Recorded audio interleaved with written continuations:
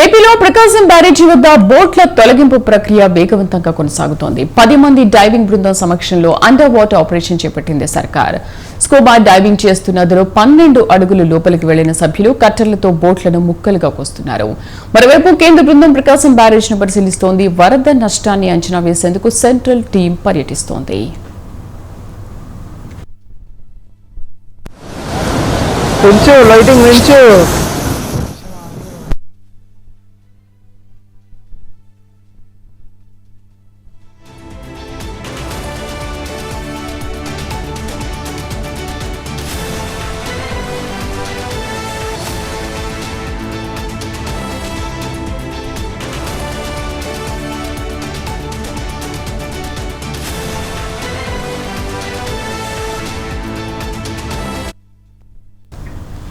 ఏపీలో ప్రకాశం బ్యారేజీ వద్ద బోట్ల తొలగింపు ప్రక్రియ వేగవంతంగా కొనసాగుతోంది. 10 మంది డైవింగ్ బృందం సమక్షంలో అండర్ వాటర్ ఆపరేషన్ చేపట్టింది సర్కార్.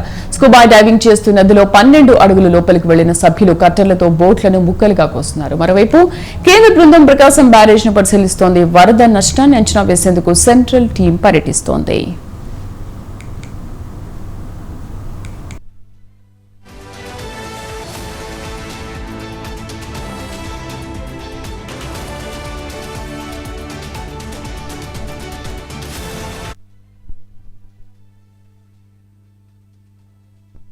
నిన్న రాత్రి వరకు కటింగ్ పనులు జరిగినా తొలగింపు ప్రక్రియ పూర్తి కాకపోవడంతో ఇవాళ 3వ రోజు పనులను మరింత వేగవంతం చేశారు. ఈ క్రమంలోనే ఇవాళ ఒక పడవను పూర్తిగా కట్ చేసి బయటకు తీసుకొచ్చే అవకాశం ఉంది. అండర్ వాటర్ ఆపరేషన్ కు ముందు భారీ క్రేన్లతో పడవను తొలగించేందుకు అధికారులు ప్రయత్నించినప్పటికీ అది సాధ్యం కాలేదు. ఒక్కొక్కటి 40 టన్నుల బరువున్న 3 భారీ పడవలు సహా ఓ మోస్తరు బరువు ఉన్న మరో పడవ కలిపి మొత్తం 4 చిక్కుకుని కదలకపోవడంతో బోట్లను తొలగించడం కష్టతరంగా మారింది. ఇక ప్రకాశం బ్యారేజ్ నుంచి పూర్తి సమాచారం కరెస్పాండెంట్ సంతోష్ లైవ్ లో అందిస్తారు. సంతోష్, బోట్ల కట్టింపు ప్రక్రియ ఇంకా ఎప్పటిదాకా కొనసాగే అవకాశాలు ఉన్నాయి? ఇప్పటి వరకు ఎంతవరకు వచ్చింది అది?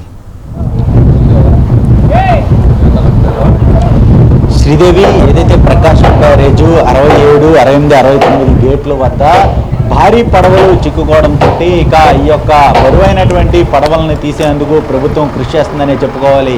మొదటి రోజు 6 గంటల పాటు కృషి చేసినప్పటికీ విఫలమైనటువంటి సిచ్యువేషన్స్. ఎందుకంటే ఈ యొక్క భారీ క్రేన్లు అంటే 50 టన్నుల్లో ఉన్నటువంటి భారీ క్రేన్లు సైతం వచ్చినప్పటికీ వాటిని తీలేక విఫలమైంది. అయితే ఇప్పుడు 2వ రోజు చూసుకున్నట్లయితే కనుక ప్లాన్ బి ఆపరేషన్ అనేది కూడా అమలు చేస్తూ ఉన్నారు. ఈ నేపథ్యంలోనే వైజాగ్ నుంచి డైవింగ్ టీం అనేది రావడం జరిగింది. ఈ యొక్క టీం చూసుకున్నట్లయితే కనుక నిరంతరం కూడా దాదాపు మార్నింగ్ నుంచి మొదలుపెట్టి రాత్రి 7:30, 8 వరకు కూడా ఈ యొక్క పనులు అనేది కూడా కొనసాగించారు. ప్రస్తుతం ఈ రోజు కూడా కొనసాగుతుందనే చెప్పుకోవాలి. మొత్తంగా ఈ యొక్క పనులు చూసుకున్నట్లయితే కనుక నిన్న ఆ కటింగ్లు అనేది కూడా చేస్తూ ఉన్నారు. మనం విజువల్స్లో క్లియర్గా చూడొచ్చు. దాదాపు 3 కటింగ్స్ అనేది కూడా ఇప్పటి వరకు జరిగింది. నిన్నటి నుంచి ఇప్పటి వరకు మరొక 2 కటింగ్లు జరిగితే మాత్రం ఇక పూర్తి స్థాయిలో ఆ యొక్క ఒక బోట్ అయితే వచ్చే అవకాశాలు కనబడతా ఉన్నాయి. ఎందుకంటే ఈ యొక్క భారీ బరువు ఉన్న నేపథ్యంలోనే ఇంత టైం టేకిన్ అయిన ప్రాసెస్ అనేది కూడా ఇక్కడ ఉన్నటువంటి డివైన్ టీంలు అనేది కూడా చెప్తా ఉన్నారు.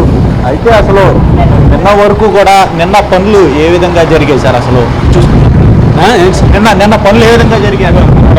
అది నిన్న కూడా పనులు అనేది కూడా జరుగుతూనే ఉన్నాయి. నిరంతరం కూడా చూసుకున్నట్లయితే కనుక ప్రతి 7:30, 8 వరకు కూడా ఇక ఈ యొక్క పనులు అనేది కూడా చేస్తూ ఉన్నారు. ఇరిగేషన్ అధికారులు సైతం కూడా ఉన్నారు. వారితో కూడా మాట్లాడిద్దాం. సార్, నిన్న ఏ విధంగా జరిగినాయి వర్క్లు, కటింగ్లు ఏ విధంగా ఉన్నాయి? ఇంకా ఎన్ని రోజులు పట్టే అవకాశం ఉన్నాయి? ఈరోజు ఒక under water cutting team 2 teams పనిచేస్తున్నాయి. అది కట్ అయ్యి వచ్చిన తర్వాత బయటకు వచ్చిన తర్వాత కానీ ఒకటి కంప్లీట్ అయితే కానీ మిగతాది ఎంత టైం పట్టేది మేము అవగాహన రాలేదు. దాన్ని తీయటానికి మళ్ళీ ఎంత టైం పడుతుంది, మిగిలిన ఇంకా 2 ఉన్నాయో 3 ఉన్నాయో దాన్ని బట్టి మేము ఇది చేసుకుని చెప్తాం. ఇప్పుడు ఫ్లోటింగ్ ఎట్లా ఉంది సార్? వాటర్ ఫ్లోటింగ్ ఎట్లా ఉంది? వాటర్ డిశ్చార్జ్ తగ్గిపోయింది. ఫ్లడ్ డిశ్చార్జ్ తగ్గిపోయింది. 40,000 ఎంత ఉన్నంత.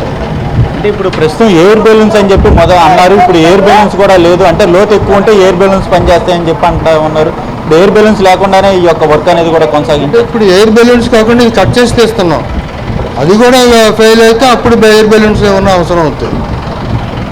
ఎస్, ఇది ఎయిర్ బెలూన్స్ లేకుండా కూడా ఈ యొక్క పనులు అనేది కూడా నిరంతరంగా కొనసాగిస్తున్నారనే చెప్పుకోవాలి. ప్రస్తుతం చూసుకున్నట్లయితే కనుక ఎయిర్ బెలూన్స్ అయితే లోతు ఎక్కువ ఉండాలి. ఆ లోతు ఎక్కువ ఉంటేనే ఆ ఎయిర్ బెలూన్స్లో ఆ ఎయిర్ని నింపి పూర్తి స్థాయిలో అయితే కనుక పడవలు లేపే అవకాశాలు ఉంటాయి. అయితే ఈ నేపథ్యంలోనే ప్రస్తుతం చూసుకున్నట్లయితే ఈ యొక్క కటింగ్లు పనుల్లో అయితే కనుక ఈ యొక్క డైవింగ్ టీం అనేది కూడా పూర్తి స్థాయిలో నిమగ్నమైనట్టు కూడా తెలుస్తూ ఉంది. ఇప్పటికీ కూడా ఈరోజు అదేవిధంగా రేపు మరొక 3 రోజులు సమయం పట్టే అవకాశాలు కూడా ఈ యొక్క సమాచారం అందుతూ ఉంది. ఏదేమైనప్పటికీ క్రెయిన్లు వచ్చినప్పటికీ అనంతరం నిరంతరం కూడా ఈ యొక్క పనులు కొనసాగిస్తూ ఉన్నారు. మరోవైపు వైజాగ్ నుంచి ఇంకో స్పెషల్ టీం సైతం కూడా తీసుకొచ్చే అవకాశాలు కూడా కనబడుతున్నట్టు తెలుస్తూ ఉంది.